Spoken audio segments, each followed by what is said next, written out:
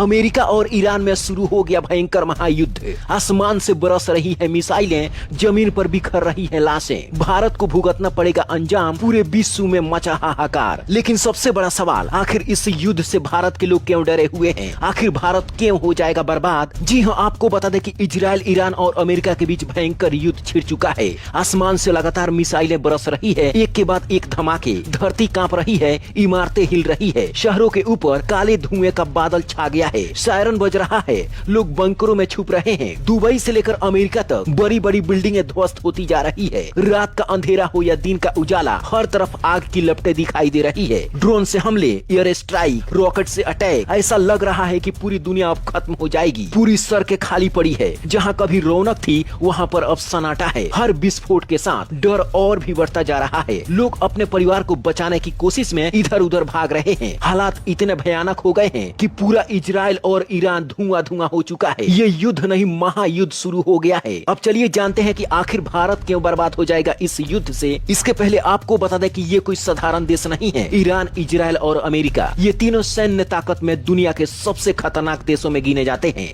America के पास दुनिया की सबसे बड़ी और एडवांस सेना है, परमाणु हथियार है, एयरक्राफ्ट है, लंबी दूरी की मिसाइलें हैं जो पल भर में दुनिया को मिट्टी में मिलाने की ताकत रखता है। इजराइल छोटा देश जरूर है, लेकिन उसकी टेक्नोलॉजी, खुफिया एजेंसियां और मिसाइल डिफेंस सिस्टम दुनिया में बेहद मजबूत माने जाते हैं। हालांकि आपको बता दें कि ईरान और इजराइल में ये युद्ध हो रहा है, लेकिन बीच में टपक पड़ा है अमेरिका। अमेरिका इजराइल का साथ देकर ईरान को पूरी तरह खत्म करना चाहता है और इसीलिए यह युद्ध और भी भयानक बनती जा रही है। और यही कारण है कि भारत के लोग डरे हुए हैं, क्योंकि अमेरिका में लाखों भारतीय रहते हैं, ईरान में भी रहते हैं, इजराइल में भी रहते हैं। जब मिसाइल गिरेगी तो ये नहीं देखेगी कि आखिर वह कौन से देश का नागरिक है। युद्ध वहाँ हो रहा है, लेकिन हजारों किलोमीटर दूर भारत को सजा भुगतनी पड़ेगी। इसका सबसे बड़ा कारण है तेल। भारत अपनी जरूरत का बड़ा हिस्सा कच्चा तेल बाहर से मंगाता है। अगर तेल की सप्लाई रुकी और जहाजों का रास्ता बंद हुआ तो समझ लीजिए कि भारत में महंगाई की सुनामी आएगी। आज अगर पेट्रोल 100 रुपए लीटर है तो ये पेट्रोल आपको 200 रुपए लीटर भी खरीदना पड़ सकता है। डीजल महंगा होगा, ट्रांसपोर्ट महंगा होगा। अगर ट्रांसपोर्ट महंगा हुआ तो हर सामान महंगा होगा। आज जो चावल 50 रुपए आप खा रहे हैं, आपको 100 रुपए में खरीदना पड़ेगा। जो आटा 30 रुपए 40 रुपए है, वो आटा का दाम 70-80 रुपए भी हो सकती है। गैस सिलेंडर के दाम बढ़ेंगे, सब्जियों के दाम बढ़ेंगे, मतलब सीधा असर आपकी जेब पर पड़ने वाला है। जितना युद्ध वहाँ पर भड़केगा उतना ही यहाँ महंगाई बढ़ेगी। लेकिन सबसे बड़ा सवाल यह है कि आखिर अमेरिका, इजराइल और ईरान के बीच ये युद्ध क्यों हो रहा है? दरअसल आपको बता दें कि अमेरिका, इजराइल और ईरान के बीच तनाव कई सालों से चल रहा है।